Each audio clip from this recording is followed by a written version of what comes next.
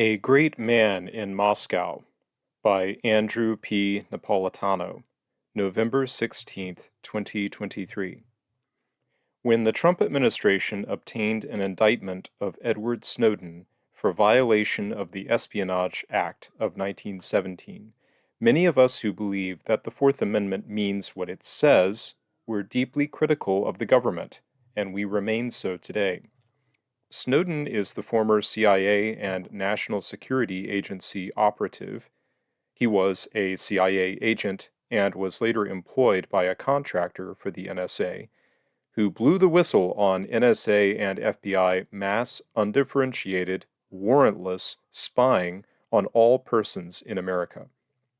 The spying consisted of capturing all fiber optic data that was transmitted into, out of, and within the United States. As no warrants were sought or obtained, and no targets were named, hence the spying was mass and undifferentiated. It captured the communications of everyone. The government did not bother to seek out evidence and target those as to whom it found probable cause, as the Fourth Amendment to the Constitution requires.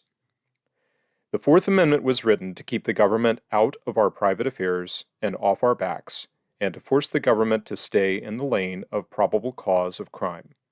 Thus, with the requirement of probable cause, evidence that a crime was committed, and it is more likely than not that execution of the warrant will produce more evidence of that crime, the Fourth Amendment explicitly outlaws general warrants that permit the bearer to search wherever he wishes and seize whatever he finds.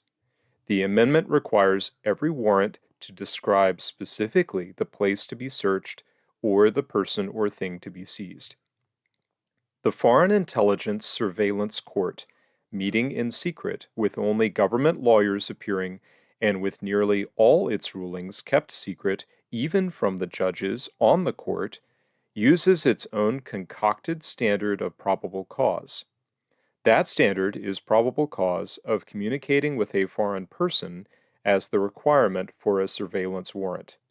That standard is profoundly contrary to the Constitution. So, if you call your cousin in Toronto or a bookseller in London, under this dreadful law, the FISA court can authorize the NSA or the FBI to capture all your communications. The emphasis is on all, as the surveillance will extend to all to whom you communicate, not just your cousin or your bookseller and all to whom they communicate, out to the sixth degree of communications. President George W. Bush, whose administration either looked the other way or was asleep at the switch on 9/11, pushed through congressional legislation in 2006 and 2007 that immunized telecom and internet providers from liability in return for their compelled cooperation with the feds. So, when the feds come calling, the providers have no choice but to open the front door. The feds are now permanently located at all service providers' mainframe computer sites. But Snowden revealed that the NSA and the FBI were obtaining warrants from the FISA court as a subterfuge. The feds do get FISA warrants, but only as a cover for their mass, undifferentiated, warrantless spying. This means that NSA and FBI use of the FISA court is largely a sham, since the NSA and the FBI can more easily break the law and spy without warrants than they can follow the law and seek them. The degree of NSA and FBI unconditional and criminal spying is breathtaking. Because of Snowden, we now know that all the data the feds mine, if printed, would fill 27 times the holding capacity of the Library of Congress every year. This is unconstitutional because it defies the Fourth Amendment. It is criminal because it constitutes computer hacking.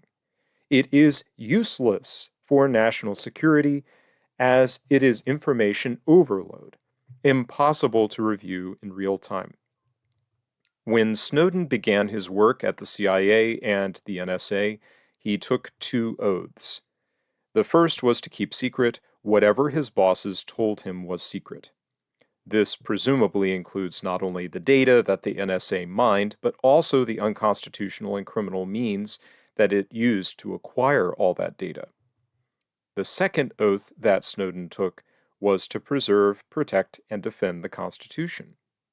This means not only its plain text, but also the values that underlie the text. What to do when one's sworn legal obligations clash? How can one comply with two oaths when they fundamentally conflict with each other? Which is the greater and higher oath, the one to politicians and spies, or the one to constitutional ideals? When Snowden revealed that even the FISA court's unconstitutional watering down of the Fourth Amendment was not good enough for the federal spies, that they were capturing every keystroke on every mobile and desktop in the country without warrants and collaborating with their British cousins, the GCHQ, to do the same on Americans in foreign countries and even on Americans in the United States, he exposed a raw truth of government lawbreaking on a massive scale, more massive than at any known time in American history. The intelligence community that Snowden foiled constitutes the same unchanging parts of the government who were in hot pursuit of former President Donald Trump. Trump himself praised the indictment of Snowden, and even suggested that Snowden should be executed for his revelations. Yet, after 4 years of torment at the tender mercies of the intelligence community, Trump changed his mind and seriously discussed the idea of pardoning Snowden.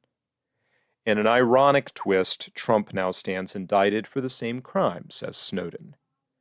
History teaches that greatness often requires taking chances. When stuck at the Moscow airport, after the United States State Department invalidated his passport and well before he became a Russian citizen, Snowden remarked that he'd rather be stateless than voiceless. Today, he is an American banished from his homeland. Yet he remains a symbol of greatness of historic proportion and a reminder of the privations that heroes for the truth must often endure. This article was written by Andrew P. Napolitano and was published on antiwar.com.